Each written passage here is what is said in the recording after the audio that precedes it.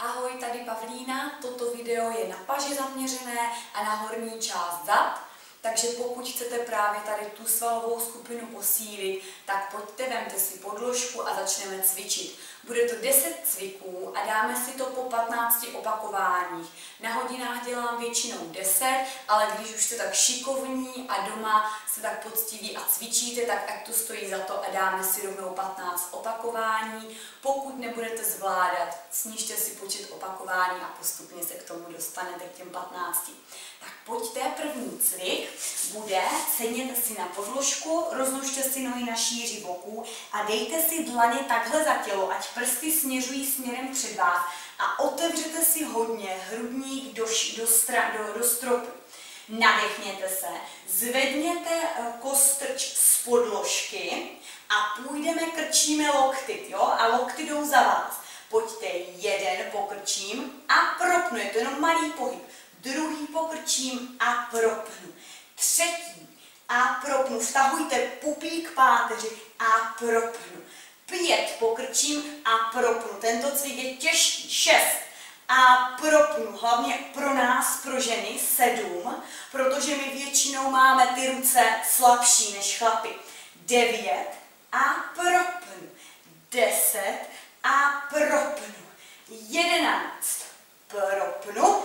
12 a propnu, pupík páteři, 13 a propneme, 14, už bude poslední, propnu a 15. šup dolů a propneme, položte zpátky kostrč na podložku a protáhněte si ty ruce dopředu před sebe a teď si dáme, kroužíme 15krát na jednu stranu, 1, 2, 3, 4, 5, 6, 7, 8, 9, 10, 11, 12, 13, 14, 15 a na druhou 1, 2, 3, 4, 5, 6, 7, 8, 9, 10, 11, 12, 13, 14, 15. Rozpažíte a jedeme. 1, 2, 3. Vytahujte se krásně nahoru. 7, 8, 9, 10, 11, 12, 13, 14 a 15. Změníme směr. 1, 2, 3, 4, 5, 6, 7, 8, 9, 10, 11, 12, 13, 14, 15 a ještě diagonálně. Dáte si před sebe do stropu a jdeme. 1, 2, 3, 4, 5, 6, 7, 8, 9, 10, 11, 12, 13, 14, 15. Změníme směr. 1, 2, 3, 4, 5, 6, 7, 8, 9, 10, 11, 12, 13, 14, 15. Zastavte, položte si ruce zase za sebe, prsty směřují dopředu a protáhněte si nohy do dálky. Zase vytáhněte se nahoru, hrudník otevřete do široka, nádech a obrácený vzpor. Odlepíte kostrč z podložky a krásně držíte 15 sekund. Svakávejte jíže, vtahujte pupík páteři. 1, 2, 3, 4, 5, 6, 7, paty tisknu k sobě, 9, 10, 11, 12, 13, 14, nezaklánějte hlavu, 14, 15, položíte na podložku tu kostrč, protáhněte ruce před sebe, jenom takhle šoupněte nohy do strany a půjdeme do lehu na břicho. Jo, pojďte si lehnout na podložku a pokrčte si ruce v loktu, stáhněte pupík páteři a dejte si nohy k sobě, ať si chráníte bedra, tak budeme paty tisknout k sobě. Tak zvednete si ty ruce nad podložku, vypadáte kdyby jako kuře, jak má takové ty křídílka a půjdeme, zvedneme nahoru ty ruce a zpátky lehce dolů. Zvednu, musím to cítit, jak mezi lopatkama mě to zabere a snížím. Jdeme 3, 4, 5, 6, pořádně nahoru, 7, 8, 9, 10, 11, 12, pupík pupík k páteři, 14, 15, zastavte a pojďte protáhnout ruce dopředu. A teďka lokty se mě dotknou boků těla. Protáhnu ruce dopředu a dotknou se mě lokty boků těla. Po třetí, dozadu, dopředu, dozadu. 5 a stáhnu dozadu. 6, stáhnu dozadu. 7, stáhnu dozadu. Ramena ruší. 8 a stáhnu dozadu. 9, dozadu. 10, dozadu. 11, dozadu. 12, dozadu. 13, dozadu.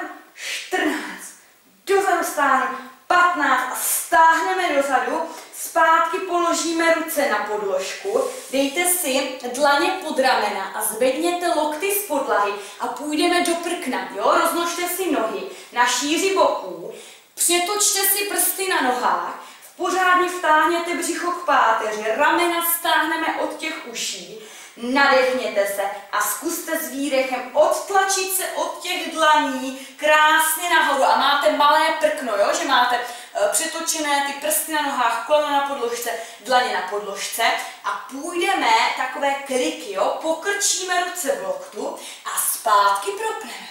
Pokrčím a propnu pupík k páteři. 3 a propnu. 4 a propnu. Radši míň a pořádně ty tricepsové. 5 a propnu, jo? Nesmí vám být lokty do strany. A propnu. 6, propnu.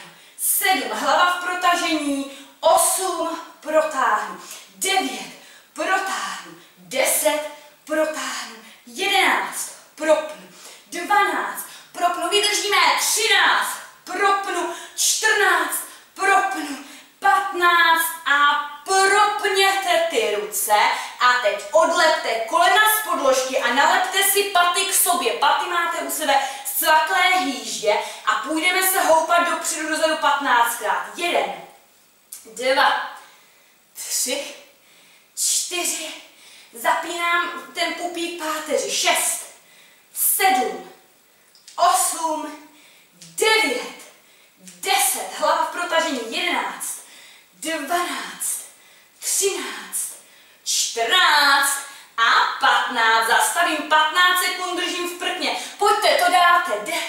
1, 2, 3, 4, 5, 6, 7, 8, 9, 10, 11, 12, 13, 14, 15 a odjeďte si krásně dole, uklidně můžete první položit kolena na podložku, protáhněte si ty ruce lehce před sebe, jenom jak kdyby, že ty prsty na rukách jsou výš než ramena. Otevřete si nohy na šíři boků, vytočte si paty dovnitř, špičky ven.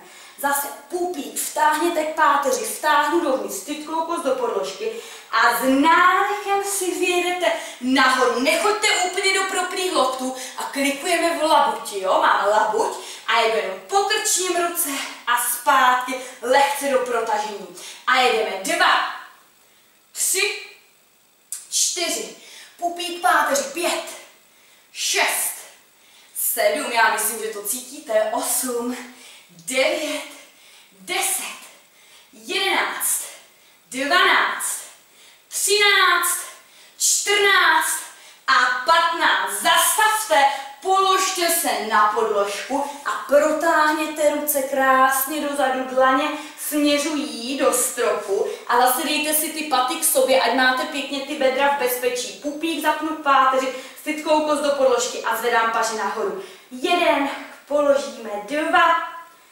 3, pojďte, to už je poslední, jo?